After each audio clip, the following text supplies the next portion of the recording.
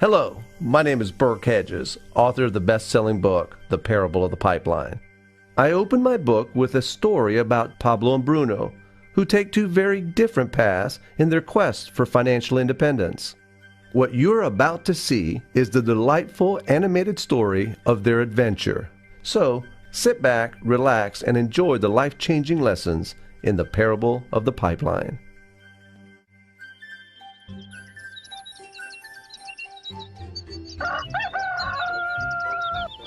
Far away, in a small village, near a beautiful valley, lived two friends, Pablo and Bruno. They were both young and dreamed of a better life for themselves.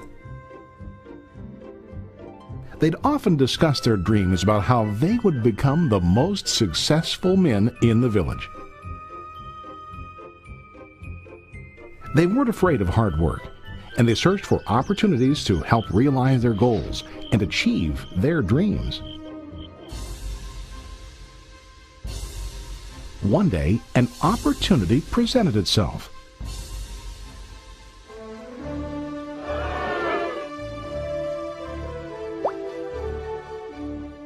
The mayor of the village decided to hire two people to bring water from a spring up on the mountain, across the valley, back down to the village.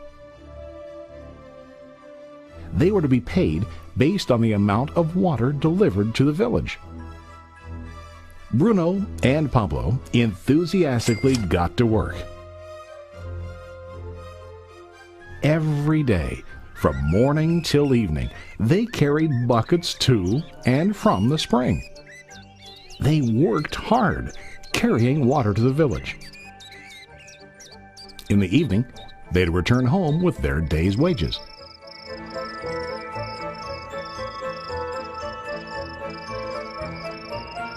Bruno was satisfied with his work and the money he earned. He was sure that with this work he could achieve his dreams. Bruno thought that to increase his wages he could use bigger buckets to bring more water each trip.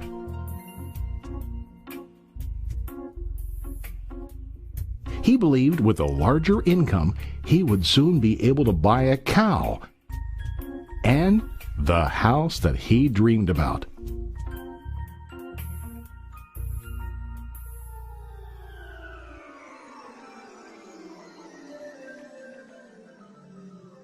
Now Pablo was not satisfied.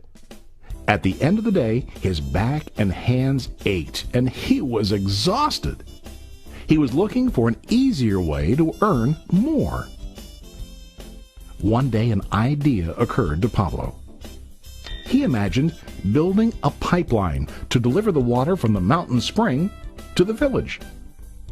With this pipeline, he could get more water to the village without carrying buckets back and forth from the spring to the village. Soon, he got very excited about his idea and began to plan. Pablo, of course, shared his idea with his friend Bruno and asked him to join with him to work on and help build the pipeline. Bruno thought the idea was crazy. All Bruno could think about was what his money could buy today and how to get it quicker. He felt that building a pipeline would slow him down and delay him in achieving his goals. Instead, Bruno got bigger buckets and went more often back and forth fetching water. He was sure that with this method he could make more money. Pablo decided to build the pipeline on his own. He understood that it would not be easy to build, and it would take time to complete the pipeline. Pablo knew that it could take several years to finish, but he set his mind on his goal. Every day he worked and carried water like before. But on weekends and during his spare time, he worked hard to dig in the rocky soil and build his pipeline. In the first month, there was little to show for his work.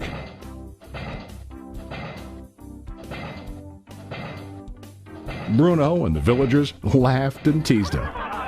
They called him Pablo the Pipeline Man. During this time, Bruno's income doubled. He already bought a cow and a bigger house. His lifestyle changed. He now spent time after work in the bar, enjoying his hard-earned wages from delivering water.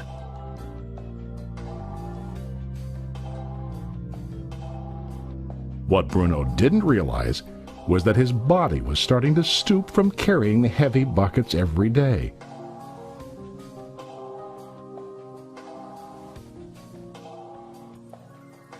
His face looked worn and his body tired. Soon, he began to carry less and less water due to the wear and tear on his body.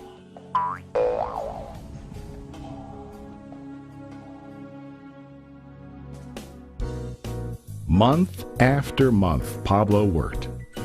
Soon a year passed, and then a second year. Finally, Pablo finished his pipeline. He now used his pipeline to deliver water to the village instead of carrying buckets. Pablo was now earning more money than ever before. The water continued flowing to the village, while Pablo wasn't working. While he slept and ate, the water flowed. Pablo was happy and proud of his insight, persistence, and hard work. Now his income flowed as long as the water flowed through his pipeline.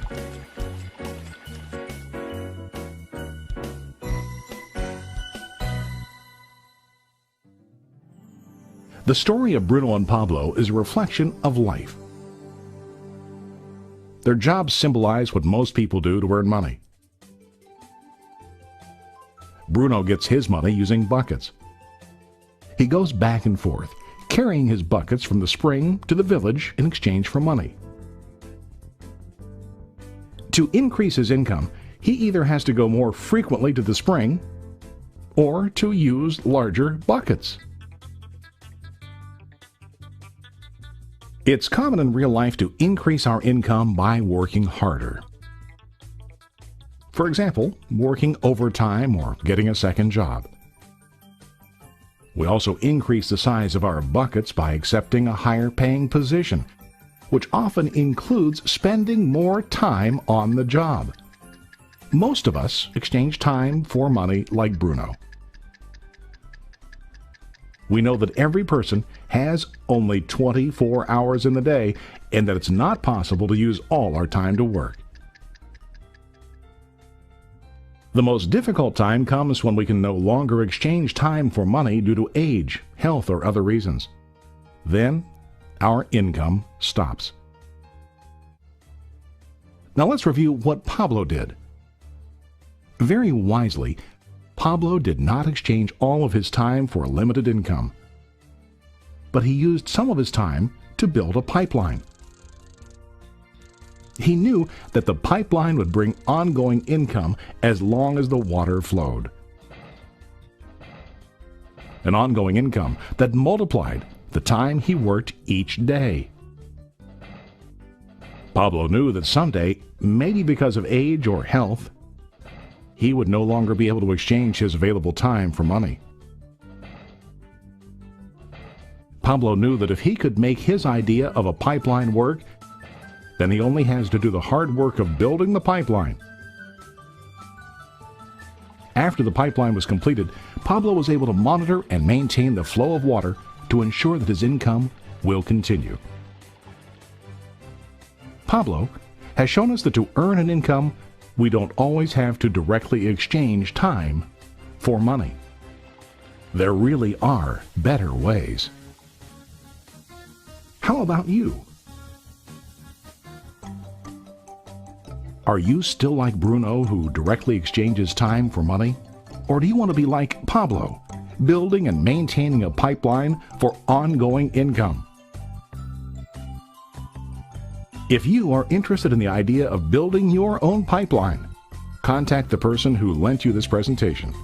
You can start building your pipeline today.